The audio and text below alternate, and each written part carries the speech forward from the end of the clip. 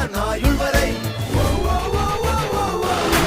ஒரு சொல்லிலே நின்று காட்டுவான், நின்ற இடத்திலே நின்று காட்டுவான். தருதலையோ தவதலையோ தலை அல்ல, தல போல வருமா, தல போல வருமா.